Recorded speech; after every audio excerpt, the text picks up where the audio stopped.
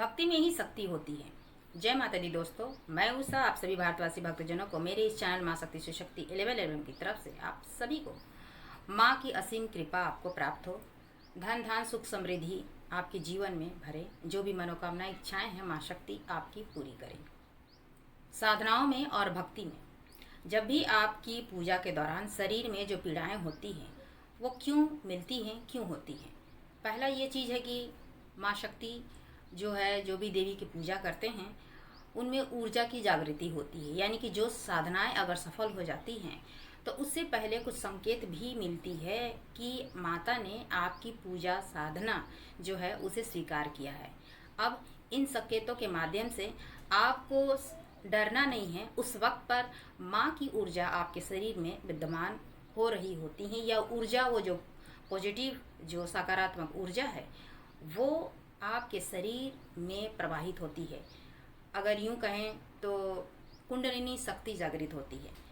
वो अगर एक्टिव होती है तो आपके शरीर में या पूजा के दौरान अगर आप बहुत ही ज़्यादा मंत्र चैंटिंग आप कर रहे हैं, जैसे नवरात्र के समय में, या आपके मंत्र इतने ज़्यादा सिद्ध हो गए हैं या आपके मंत्र इतने ज़्यादा प्रबल हो गए हैं कि आपने उस मंत्र को अगर साध लिया तो कहीं ना कहीं उस मंत्र की जो शक्ति है वो आपको फलित करती है, आपको आशीर्वाद देती है। और कहीं ना कहीं ये आशीर्वाद आपके शरीर में भी आपको वो चीज़ फील होगी। यानी कि वो आपको एहसास महसूस कराएगी कि माँ आपकी जो साधना है, आपकी जो मंत्र चैंटिंग है उसे उन्होंने स्वीकार किया। ये आप अपने दीपक में भी देख सकते हैं कि आप जो दीपक जलाते हैं, प्रज्वलित करते हैं, तो आपकी साधना, आपकी पूजा, आपकी भक्ति से माँ प्रसन्न है। क्योंकि देखिएगा दीपक में फूल आना शुरू हो जाते हैं। ठीक है, वो आपकी मंत्र की शक्ति होती है, आपकी भक्ति की शक्ति होती है। आपने जो अपनी ईश्वर से, इष्ट से, जिसे भी आप मानते हैं, पिता महादेव को मानते हैं, माँ शक्ति को मानते हैं, शक्ति के किसी भी रूप से को आप मानते हैं, तो कहीं ना कहीं उसकी ऊर्जा, आपकी जो साधना है, आपकी जो पूजा है वो सफल हो रही है। इसके लिए आपको वो चीज़ एहसास दिलाई जाती, आपको एहसास होती है। तो आपके बॉडी पेन होंगे ही होंगे, आपके शरीर में दर्द महसूस होगा। ठीक है, आपके बैक पेन हो सकते हैं, सर में दर्द होगी, आपका हेवीनेस फील होगी, भारीपन महसूस आपको होगी, आंखों में भी दर्द हो सकती है। अगर माँ की उपासना आप कर रहे हैं, माँ शक्ति की उपासना अगर आप कर रहे हैं, माँ शक्ति बहुत ही पावरफुल, बहुत ही जागृत एनर्जी है। और आप जब उनकी साधना करते हैं, आप भक्ति से उनकी पूजा करते हैं, तो माँ आपसे प्रसन्न होती है। इस वजह से आपके जो आप दीपक ज्योत जलाते हैं उसमें फूल बनती है, जिससे आपको ये एहसास हो जाती है कि माँ आपके आसपास, आपके अराउंड्स है, आपके इर्द गिर्द है। और आपकी भक्ति, आपकी साधना, आपकी पूजा से माँ प्रसन्न है। और ये चीज़ आपको दिखाई सकती है, जिस भी ईश्वर को आप मानते हैं तो ये सब चीज़ें आपके साथ में ज़रूर होगी। कलयुग में वो जागृत देवी हैं। माँ की उपासना करने वाले को उनकी ऊर्जा का एहसास होगा। वैसे माँ शक्ति, माँ काली की उपासना कोई आम इंसान उतना जल्दी नहीं करते हैं, क्योंकि उनकी भक्ति वही करते हैं ज़्यादातर, या वही कर सकते हैं, उनकी ऊर्जा को वही संभाल पाते हैं जिन्हें माँ शक्ति ने खुद चुना है। कहते हैं कि भक्त अपनी ईश्वर को नहीं चुनते हैं, बल्कि ईश्वर अपने भक्त को चुनते हैं।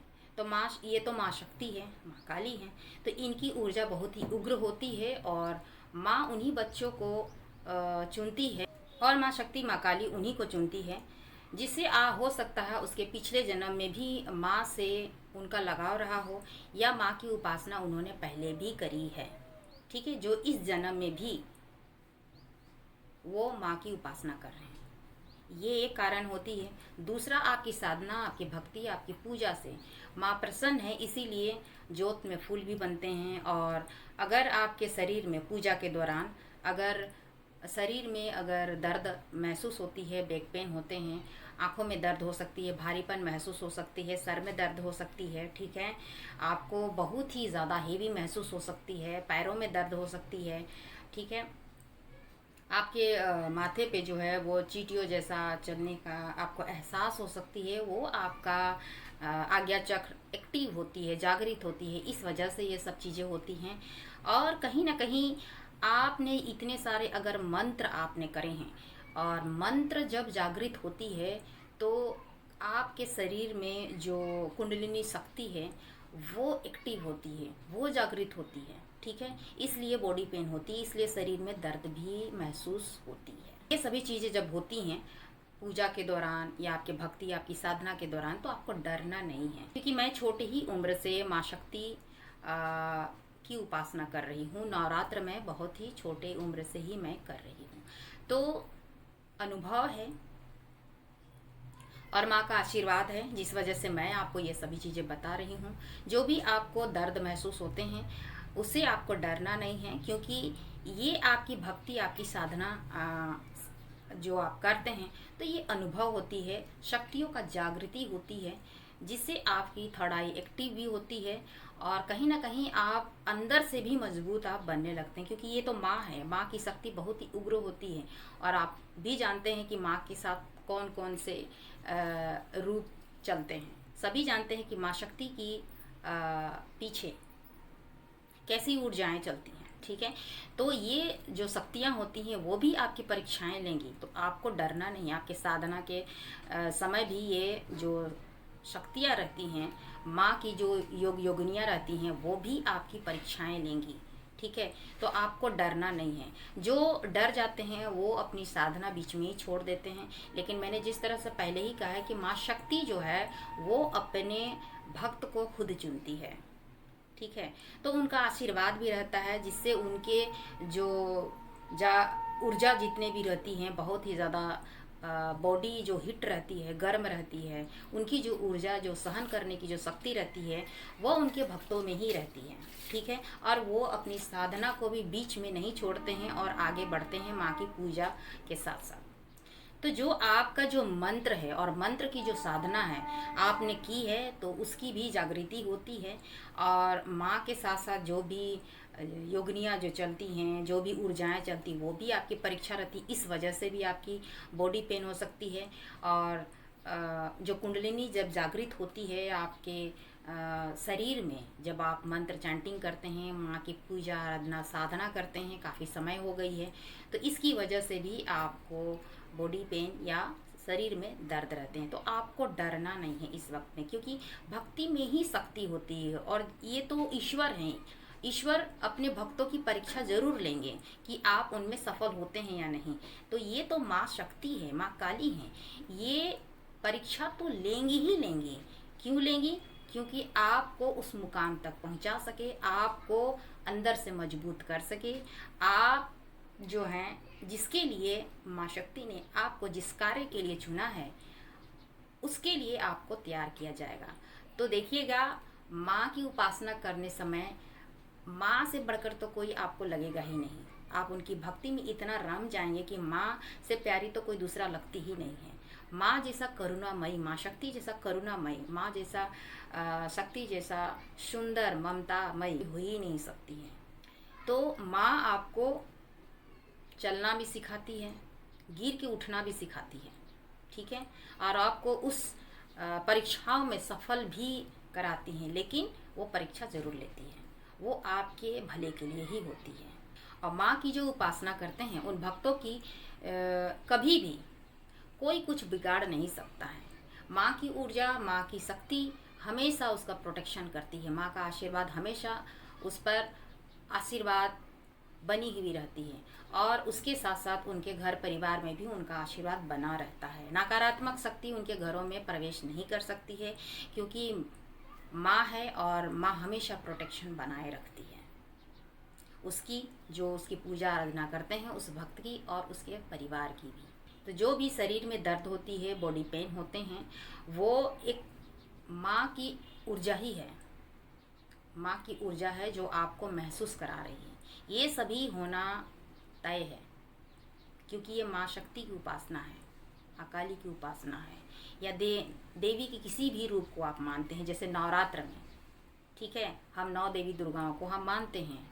ठीक है, तो देवी की उपासना जब भी करते हैं परीक्षाएं होंगी और आपको सफल भी बनाएंगी। तो आपको डरना नहीं है। आपकी जो भी मनोकामनाएं, इच्छाएं हैं, देर सवेर माँ उसे पूरा ज़रूर करती हैं, और आप की सोच से परे होती है। चाहे धन हो, मान सम्मान हो, सुख समृद्धि हो, आपकी लाइफ में हर तरह की खुशियाँ देती है माँ।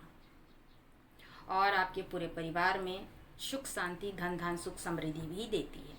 और एक बात, जब माँ की आप भक्ति करते हैं, पूजा साधना करते हैं, आपका मंत्र इतना ज़्यादा सिद्ध हो जाता है, या मंत्र आपने इतने चैंटिंग आप कर लिए हैं, आप बहुत ही ज़्यादा मंत्र आपने कर लिए हैं, उनकी पूजा आराधना साधनाएं माँ की आपने करी है, चाहे नवरात्र हो, चाहे आप डे टू डे आप डेली लाइफ में भी आप पूजा आराधना निरंतर आप कर रहे हैं और मंत्र चैंटिंग आप कर रहे हैं, तो जो आपकी ऑरा होती है, जो आपकी पॉजिटिविटी होती है, तो वो बहुत ही सकारात्मक हो जाती है।